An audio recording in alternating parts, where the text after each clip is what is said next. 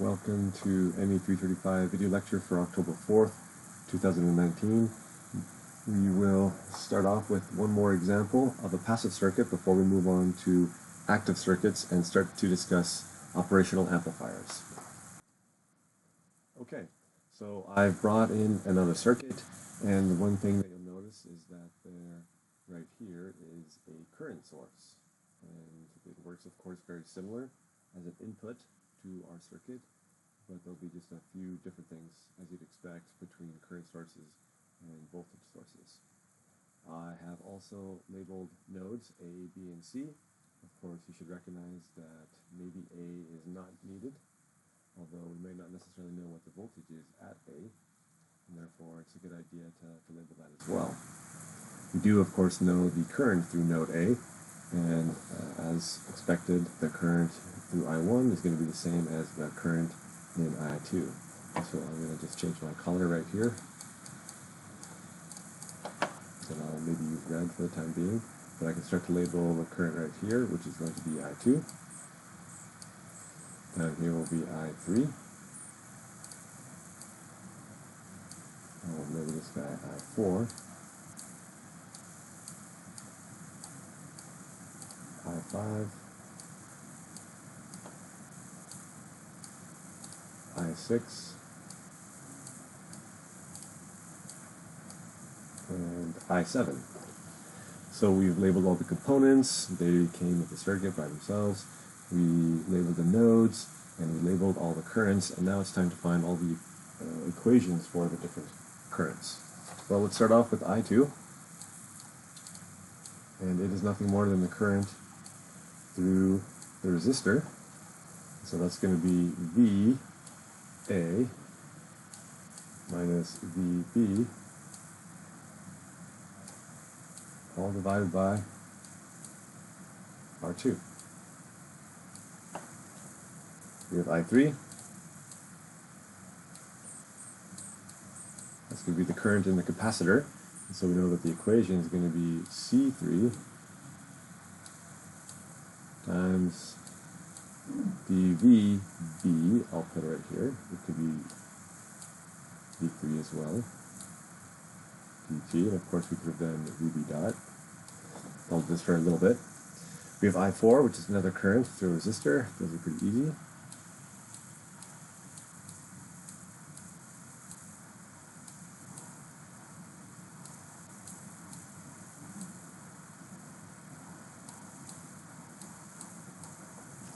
Same thing with I5.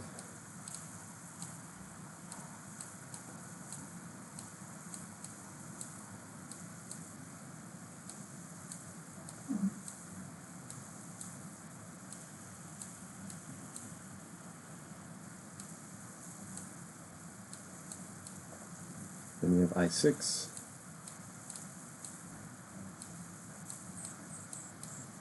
Oh, and of course, currents inside of inductors are likely going to be our state variable, so I already know that I can put a little dot right up above here. That's that di6 over dt.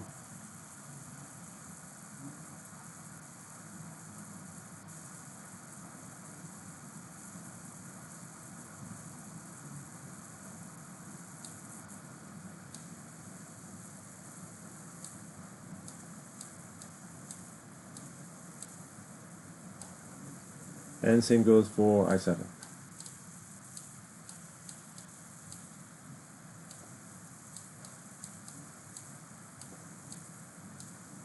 And right now you should maybe be thinking about how you could have simplified those two inductors, but we'll do that a little bit later.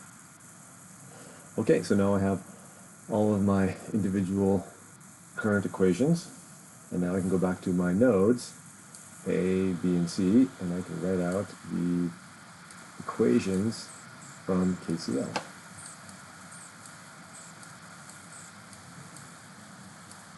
Alright, so we'll do A first.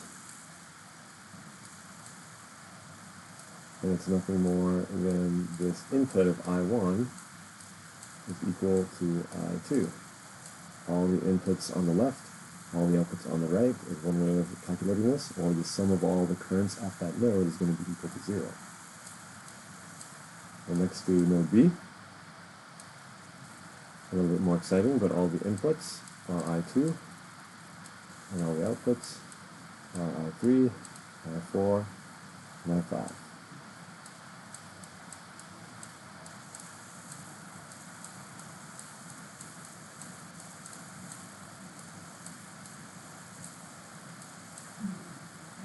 Note C, inputs are I5,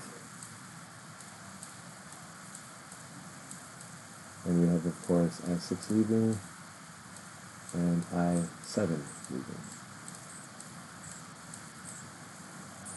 Okay, we've got our KCL, we've got our equations for our currents. Now we can talk about our state vector. Alright, well, we know that our state vector is going to be filled with variables, and it's going to be all the voltages right here in our capacitors, and we call that VB, or we can call it V3 as well. I'll call it VB. And it's all the currents inside of our inductors. So of course that's going to be I6 and I7. And if you recall from the lecture on Wednesday, these are the variables of interest that will help us identify where the energy is in the system at all times. Once we have our state variables, we can go off and make our state derivative. And of course, it's nothing more than the derivatives of all the elements. So B dot, I6 dot,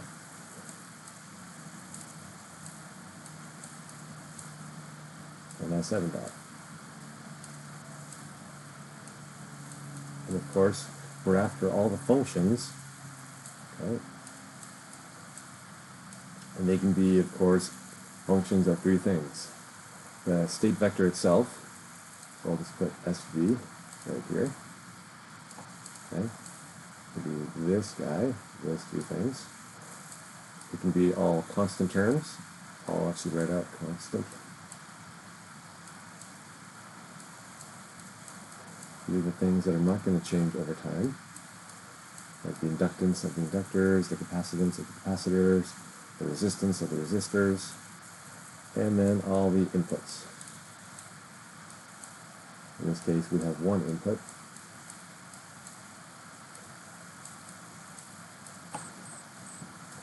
Right here, which is a current source. Alright. Well, now we're after these functions right here, so let's go try to find some. Well, this first guy, this I6, is pretty easy. It's right here. So we can just go and say I6 dot is equal to VC over L6. Alright, well, VC is a problem because we don't care about VC, or at least tracking it over all time. We actually care about VB, I6 and I7. So we need to somehow change VC in terms of these state variables. Okay, that's one problem. Let's do I7.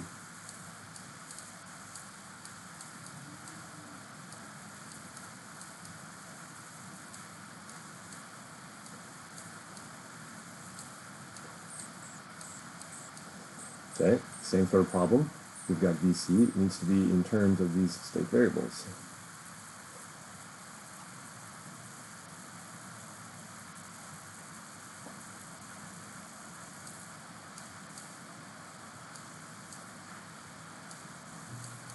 Okay, and then VB dot, let's see if we've gotten already. We've actually got one guy that was the current through the capacitor. So we can come back down here. So the VB dot is going to be I3 over C3. Okay, so these equations, and I've got the left-hand side with the state derivative, I6 dot, I7 dot, and VB dot. But on the right-hand side, I've got some constants, and that's totally fine and allowed. But I've got these terms right here, which are not state vectors. Effectively, these are not allowing me to put it into state variable form, and then ultimately put it into OD45 so I can calculate for all time what VB, what I6, and what I7 is based upon an input. So we need to change these three terms right here, VC and I3. Well, looking at our KCL, there's a couple of things we can do. Let's start with the I3. What we can do is replace I3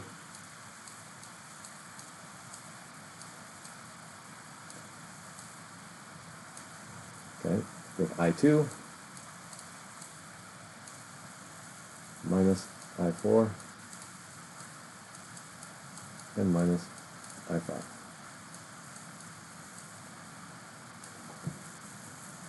Alright, but of course I2, I4, and I5 are not state variables, and so we need to go back up and see what other things can we include to identify what these three values are in terms of our state variables or inputs. Well, I2 is pretty easy. Okay? We need the other equation from KCL right here. So I'll write 1, 3. I'll do I of 1. Okay? That's that input. And I'm going to even add that t right there just to remind us that it's going to be an input. Alright, we've done I2. The next one then is going to be I4. Let's go back up and see if we have any equation for I4. Ah, here it is. VB over R4. That's perfect because VB is a state variable, and so we can plug that right in. So it's going to be minus VB over R4. And R4, of course, is a constant. VB is a state variable, and so these two terms are totally fine. Now let's do the last one, I5. Well, I5 is another equation that we got from KCL at node C. And in fact, we can come in here and say I5 is nothing more than I6 and I7. So we'll come in here and say that I5 is I6 plus I7. And now we have an equation right here that is in the proper form for state variable form because it's a function of constants like R4 and C3 right here, inputs I1 at the time, VB, I6, and I7, which are in fact all three of our state variables in our state vector.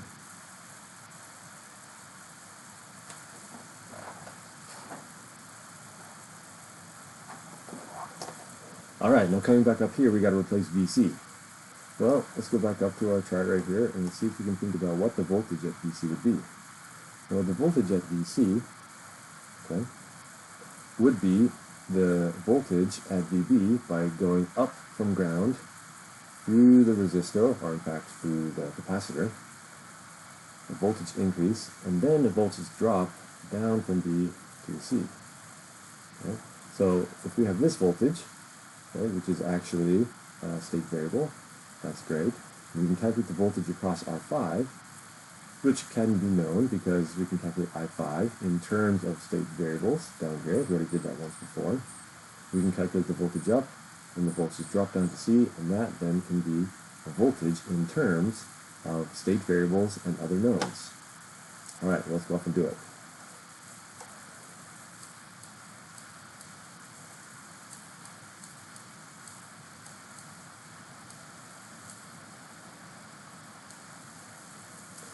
Alright, so taking that constant 1 over L6, okay, and I'm going to call this one VB, so it's going to be VB. That's that voltage increase from ground up to the resistor or through the capacitor. And then we're going to subtract the voltage drop across R5.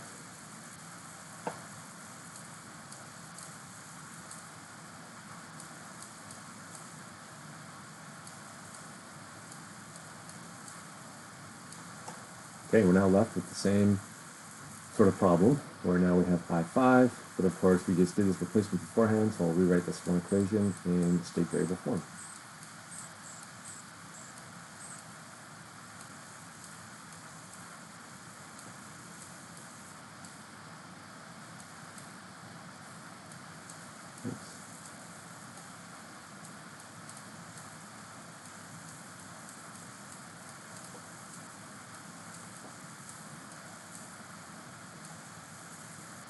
Alright, and again, this is a function of the state variables, constant terms, and inputs, although there's no inputs at this particular equation.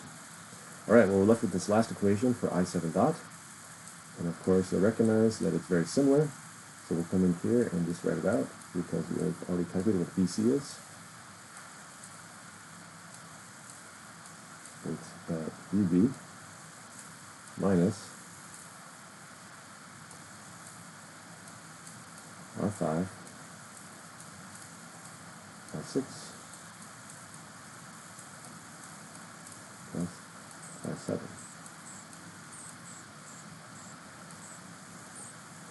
And now we've got three equations in motion, which will satisfy our state variable form using one vector of our state derivatives equals, and this is of course our state derivatives column right here.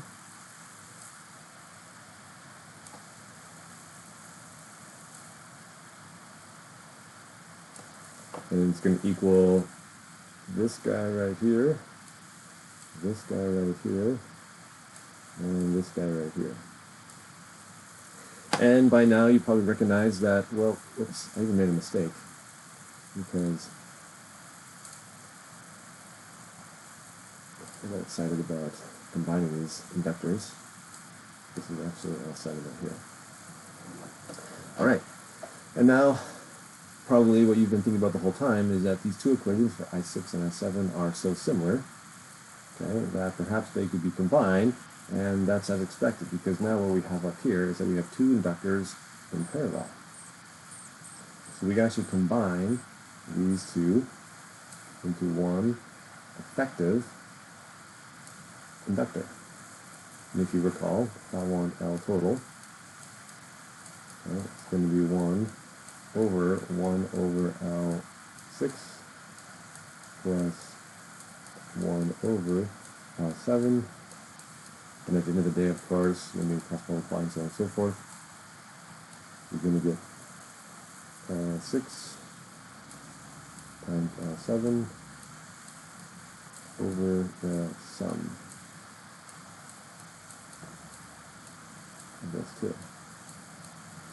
And you do everything the same, but of course you can combine L6 and L7 into, of course, a new value, and the current through that new inductor, we'll call it LT, will be nothing more than, well, I5.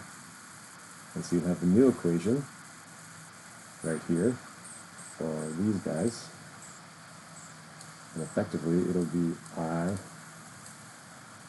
I5 dot equals VC divided by LT. And the I5, of course, comes from the current that goes through it. And there, of course, will be a little equation that says the current through this resistor will be the current through the inductor right here.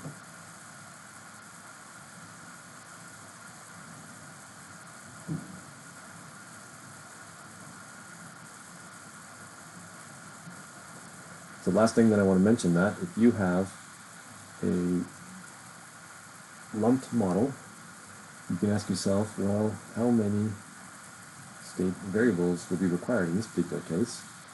And it'd be sufficient, of course, to say 2 in this case. The voltage across the capacitor and the current inside the lumped inductor. Now, if you do care about the current in each one of these, well, it's easy to figure out what the current in one or the other would be using the equations that relate both of these initial state variables. Alright. Okay, so we have 6 dot, which is equal to VC to L6. We have R7, which is equal to VC to L7. Once, of course, we replace, that's R7 dot, we can take VC and calculate VC and substitute the other equation to get this equation, I6 equals, that's L7, L6 times I7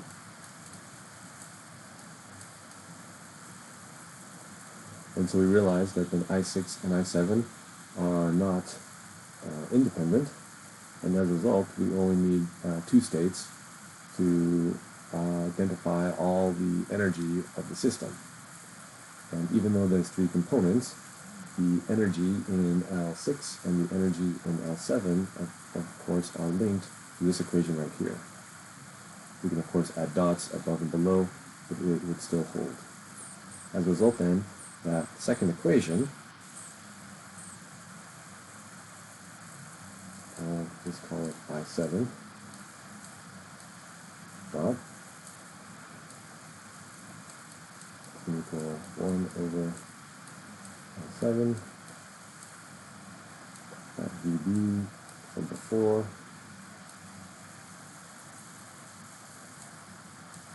minus L5 L6 L7 plus L7. Of course, we can simplify. But where did we get this? Well, we really got it from right here, and that became this guy right here. And then what we've eliminated is that we've eliminated this entire equation from our state variables, and as a result then, our new state variable, or rather state vector, would be I7 dot and VB dot. Oops, sorry. State derivative. Let me go back to the race that.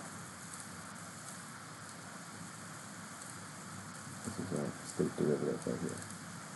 And I mentioned up above, if you recall, that this could be a new I5 dot, because hopefully you recognize that that new I7, right, effectively the current that goes through LT right here would be the same as I5.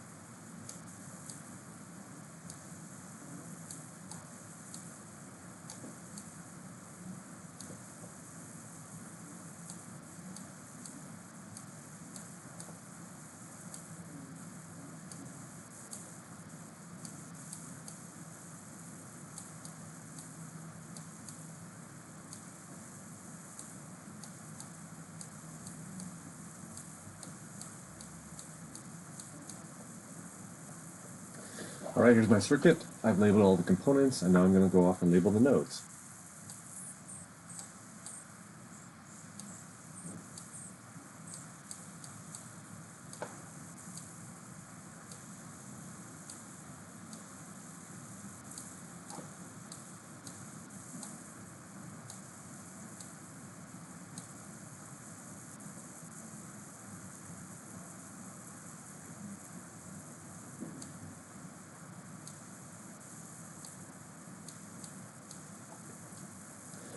Hopefully you've recognized that not all these nodes would have had to be labeled, but for the time being I'll just label them this way, and then we'll hopefully see how the equations of motion, or rather the equations for the currents, will work themselves out at each one of these nodes. Okay, so now I'm going to talk about the positive currents. I'll draw some arrows here.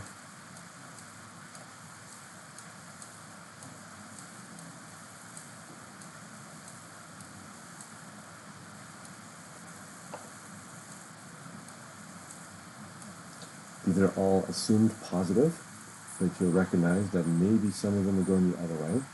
Alright, so the circuit is a little bit more complicated in that respect, but let's go off and we'll start to define all the currents. I need to label them, I guess. I'm going to do I2, I4, I5, I6, I7, and back here on I3. Okay, I1 is nothing more than that input current, so I don't know, I'll do some sort of input right here. I2 is the current to R2, so we know it's going to go from high potential to lower potential, assuming my current is in the positive direction.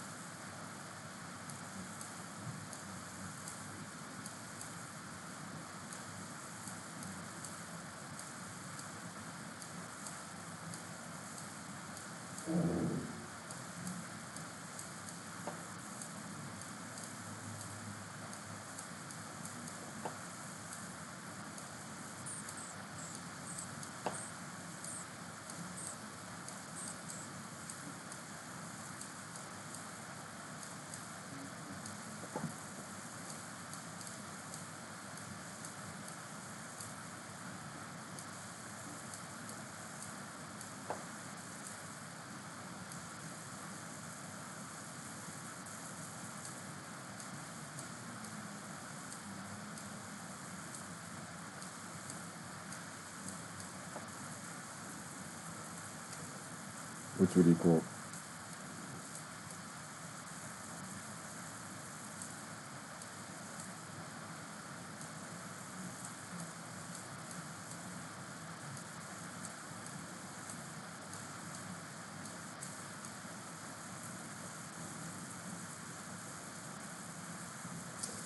okay, so I've got all of my component relationships using the currents, and now I'm going to add up or do KCL each one of the nodes. Here we go.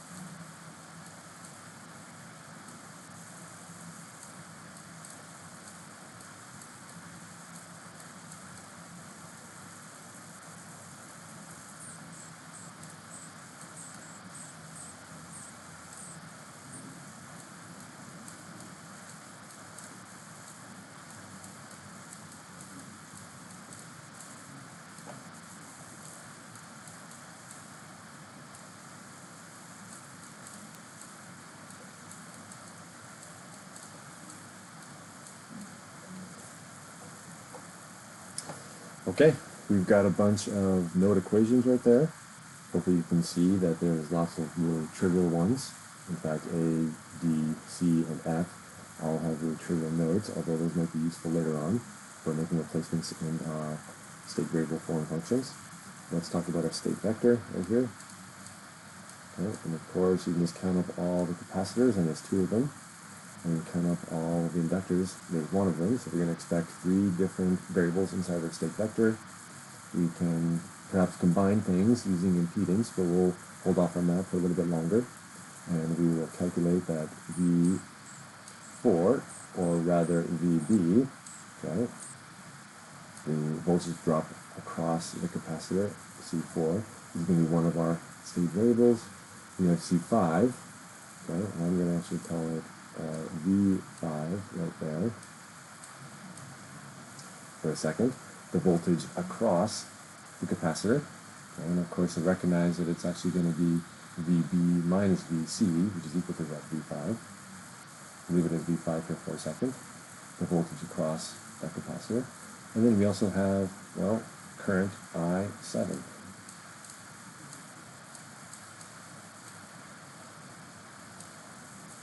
So we're of course after equations that define the state derivatives, and that's nothing more than, well, VB dot, V5 dot, and I7 dot.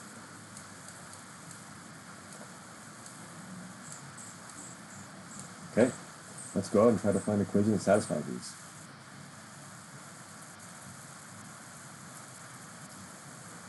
Well, sometimes the currents are easy to start off with. You can see that this equation right here, okay, is relatively straightforward. And all I have to do is change this VF, okay, into some sort of function of these state variables. So let's write this one out down here. I7 dot equals 1 over I7, and we of course do VF, but what is the voltage of VF? Well, we can go around this way is one way to get the voltage of that. So I climb up to VB, I drop down to VC, and then I drop down across the voltage right there. Okay? So we'll come and say the voltage across C4, okay, so I'll do V4, the voltage on component 4, the capacitor. Of course this is also VB, but we'll change it in a second. Then I minus the voltage across this capacitor. That's V5. That's actually one of our state variables already. And then I'm going to drop down this resistor, 6, times the current in 6.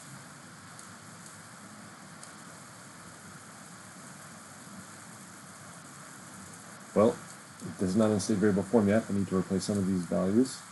So I'll rewrite it out here, and I'll replace V4 with VB.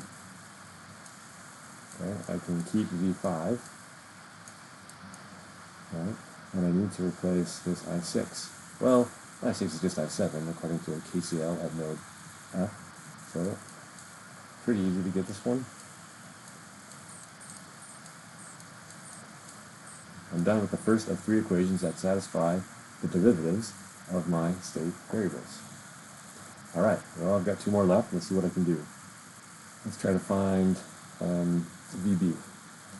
So look down here. I've got something right here that has a VB dot.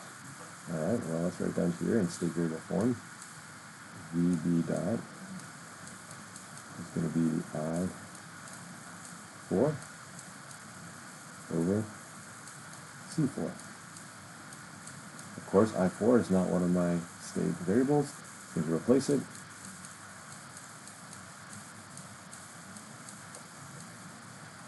Well, let's see, I've got I4 right here and I4 right here. Let's see if this one is a little bit easier to use. So it's going to be I2 minus I5. Alright, those are still not using the variables from the state vector. So I need to replace more of these things. I've used the KCL at node B, but what about I2? Oh, well that's I1. And I1 up here is nothing more than my current source. So I'm going to come in here and say that this is I1. Okay, and I'll make that also, I guess, over time, so you know that it's an input, and that's allowed in a state variable equation. And then minus I5. Well, I5 is defined as I6, and I6 is defined as I7, which is actually one of my state variables. So I'll come in here and just set this to be I7. And now I've got an equation that defines my state derivative, VB dot, with inputs, parameters, and other state variables. Right, one more to go.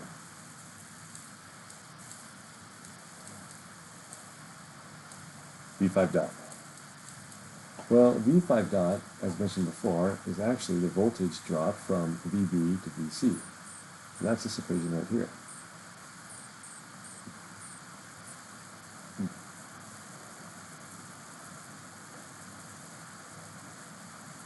So it's really going to be the same. I5 divided by C5. I5 is not one of my state variables, so let's keep on going. And we notice that we've already used the information from node C and the information from node F, so it's really just going to be I7 over C5. And again, this is allowed because we have current, which is a state variable, through component 7, and of course we have a constant term, the capacitance, in 5. So now we have the voltage for component 5, the voltage across component 4, which is also VB, and if we wanted to, we could break this up into VC by just knowing that V5 is actually equal to VB minus VC, which then means that we could have had our state vector be VB, VC, and I7. It just means that if you wanted to extract out the energy inside of that capacitor, you'd have some sort of equation of the energy of capacitor 5. I'm going to do a little subscript equals 1/2 the capacitance of that guy times, well, VB minus VC squared. But the takeaway, of course, is that the state variables in the state vector are sufficient to satisfy all the energy inside the system.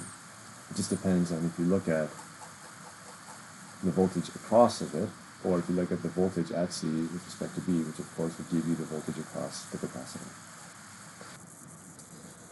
Okay, for our final topic for this video lecture, we're going to talk about active circuits. So, what is an active circuit? An active circuit is, of course, not a passive one, and in this class, it's going to be a circuit that uses or has an operational amplifier inside of it. So the symbol for an operational amplifier is usually like so, with a positive and a negative terminal on the inputs, and then of course there's one terminal on the output side, and let me just write this out here. Operational amplifier, often called an op-amp. And what it really does, of course, is it performs operations on the input side. So if we have some sort of input current or voltage, usually it's going to be an input voltage, there's going to be some sort of output voltage, and so the signal on the inside, right, is going to be operated on in some way, whether it'll be an inversion of the signal, maybe magnification of that input, But whatever the case, there's different circuits that surround this operation amplifier which can adjust the type of operation that you perform on it. So before we do our first active circuit, we want to talk a little bit about the three assumptions for the ideal model. And as you know, in engineering, we often use an ideal model to make some sort of predictions, and then we build it and check to see how close those predictions were to reality. The three assumptions that we often use in active circuits is that the impedance on the input side is infinite. What does that really mean? Well, that means then that the resistance or impedance, if we want to talk about generic, is so high, in fact it's infinite, that the resistance can oppose all the current going into the terminal. Which means if you have an infinite resistor, you pretty much have like an air gap here, such that the current, okay, gets stopped through this infinite impedance, and as a result, the current into is zero.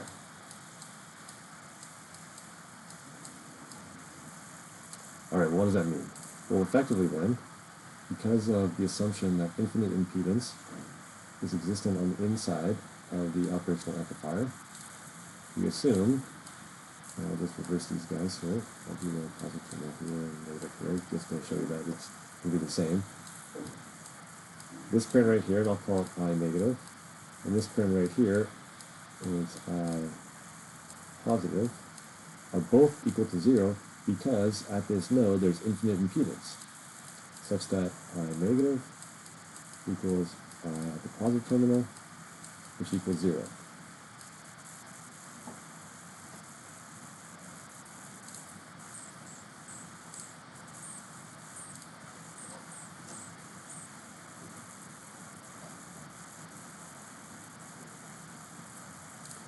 So effectively, what is this assumption? Well, this assumption is that both inputs have infinite impedance. They impede the current so much that nothing is going to go into that operation amplifier in the form of a current. Alright, that's assumption number one. Let's talk about assumption number two. Well, assumption number two is an assumption about the voltage. Okay?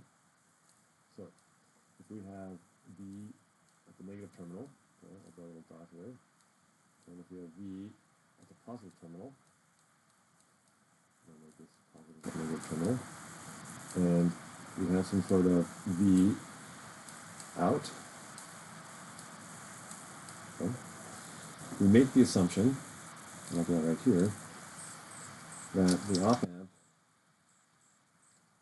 has infinite gain. Well, what does that really mean again? Well, it means then that if I'm going to amplify this signal that's on the input side to the output side, and I have an amplifier that is G, okay, the gain of that signal, the multiplying effect of that signal, okay, is going to be infinite. I can write a little equation, okay, and so because voltages are always with respect to each other and relative, I can do something like this, where V minus V plus, or the reverse, okay, is equal to that V out. Again, this operational amplifier is going to perform an operation on the voltage difference, okay, between these two, and if it has infinite gain, well then this G right here is going to be infinite. It's easier to see if I write on the other side as V0 over G. If G is infinite, right, I'll draw it along this and make an infinity symbol. Okay, that's going to equal 0, which then implies that V at the negative terminal is equal to V at the positive terminal. Okay? So this little equation right here for the first assumption is good to know, that the current going into the two terminals is 0. This little equation right here is important to know for the second assumption, that the voltage at each one of the terminals is going to be the same. Okay? And then the third one has to do with the output side.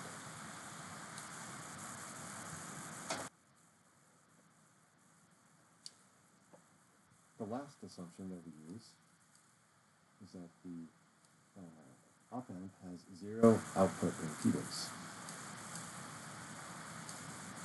So this VO right here is not going to be dependent upon anything outside of it. So this VO is kind of linked directly with everything kind of to the left and feedback loops of this operational amplifier, such that we're going to have an output current right here, but any devices that are going to draw current from this output are not going to have an impact on this Vout value. So essentially what we can do is use all the stuff on the left-hand side of Vout to calculate it, and then use that in future currents analysis for everything to the right of it. So I'm going to include this assumption right here that the op-amp has zero output impedance.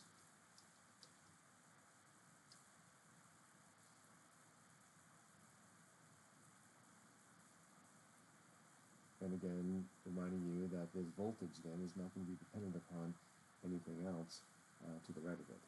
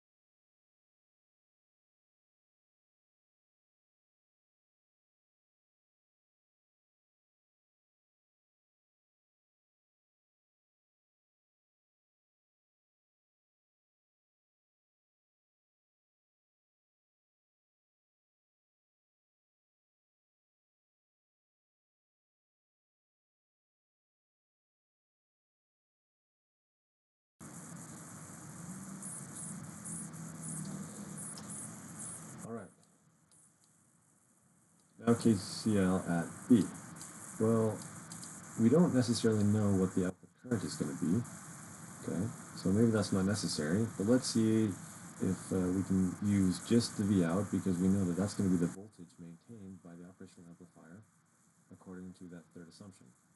We know that, of course, that current is going to be driven by something to the right of Vout, but we don't have access to that, and so we can still just make a relationship, hopefully without that Vout, or rather without that Iout, and use the other components that are already available.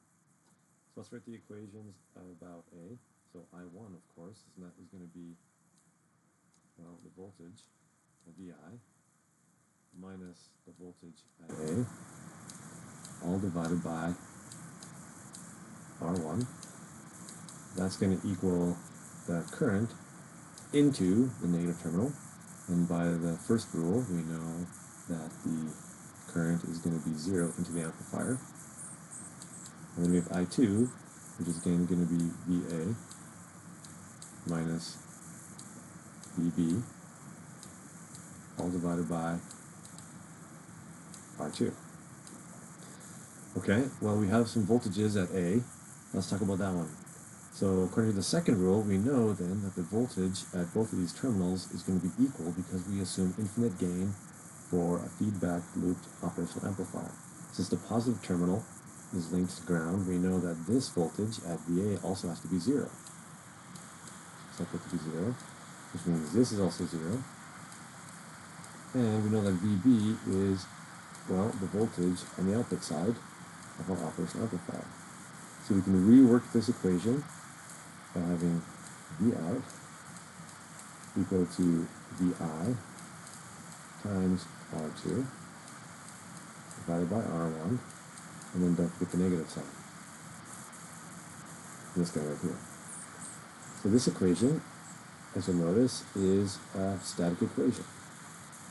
Right? We don't have any sort of capacitance or inductance inside of circuit. And so what we're left with is a scaled version of VI, and it's inverted to get V out. Effectively, we have a relationship between the inputs and the outputs, and it's inverting it, and it's scaled. We're performing operations on the input side to get the output, and that's why this is called an operational amplifier. Now, of course, the amplification comes from if R2 is greater than R1.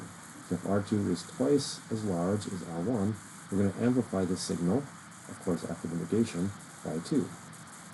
On the other hand, we can decrease this voltage by having R2 less than R1.